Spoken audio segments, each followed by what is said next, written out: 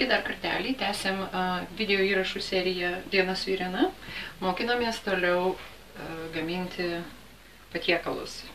Šioje serijoje kokteiliai. Mums reikės arbūzo, mėtų, žalios citrinos ir Irmai bus užduotis išspausti. Galiu spausti. Taip, kol jinai spaus žalią citriną, aš sudėsiu arbūzą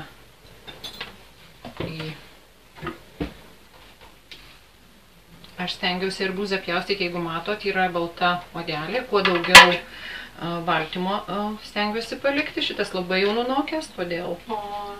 Nes odeliai to, sėklytės yra, taip, sėklas aš palieku, nes tai iš tikrųjų, blogiausia atveju jos išvalo žarnyną, bet iš tikrųjų turi maistinių medžiagų.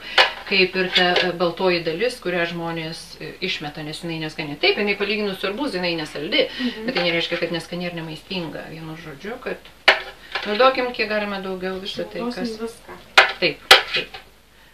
Kiek citrinos reikia? Reikės visos. Visos. Kadangi mažutės būna didesnių, dar turbūt porą gapalėlių ir užteks.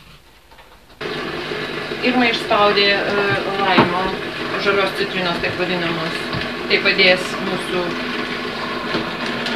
malimo procesui. Taip.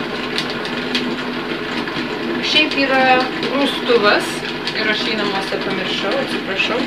Tai man teks išjungti ir pakratyti.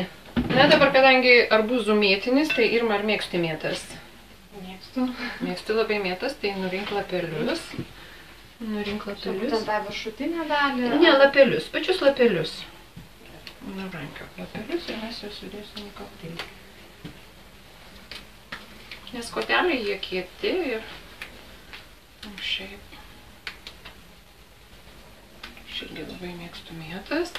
Ir žinot, aš šiaip tai nemėgstu šaltų produktų, ypač vasarą, nes vis tiek organizmas turi sušildyti prieš virškinant. Bet šiaip arbūzą išėmus iš šaldytuvo ir suplakus tokį kokteilį, tokia atgaiva, taip yra skanu, kad net skanu. Na va, toliau valom. Aš taip pat naudoju kajaną. Šitas kajanas yra atsivežtinis ir jis eina jau visai į pabaigą, kol kas atitikmens aš čia Lietuvoje niekur neradau. Jis yra karštas prieskonis, yra karštas. Aš daug nedėsiu. Ne, jis yra karštas, būtent karštas. Taip, žinai, kaip jį paragauji, tai viskas plečiasi burnoje, atrodo, ugnis, va toks prieskonis. Aš dėsiu nedaug, bet tiesiog va turit susipažinti ir turit pajausti skirtumą. Aš manau, kad tiek užteks. Bandysit. Ir aš dedu žiupsnelį druskos. Visi žaliavalgiai, kurie 100% žaliavalgiai ir tie, kurie yra žmonės, kurie nenori druskos, nevartoja druskos, prieš druską, aš gamindama ir mokindamasi gaminti skonius apjungiu druskelę, šiaip jeigu, kaip sako, čia yra pasirinktinis dalykas. Aš nei už, nei prieš. Šiuo atveju aš dedu druską. O, yra skirtumas kokią druską? Taip, yra malta ir valyta druska, kurios iš viso yra negalima vartoti, tai tikrai yra nuodas. O šiaip jūros druska, tai tokia, vadinamos ten Himalajų, ružavos ir visokios kitokios. Aš nesigilinau, man tikrai nuo pat vaikystės atsimenu tą tokią rupę, pilką druską. Gabalėlį užsidedė ant liežuvio ir jinai skani pati iš savęs. Nėra nei per sūri, nei kažkokia tai. Tiesiog natūrali, sūri, skani druska. Aš esu už tokią. Tai žodžiu, dabar belieka tik tai išmaišyti.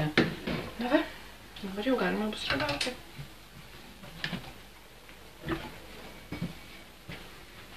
Spalva nuo mėtų pasidarė kitokia.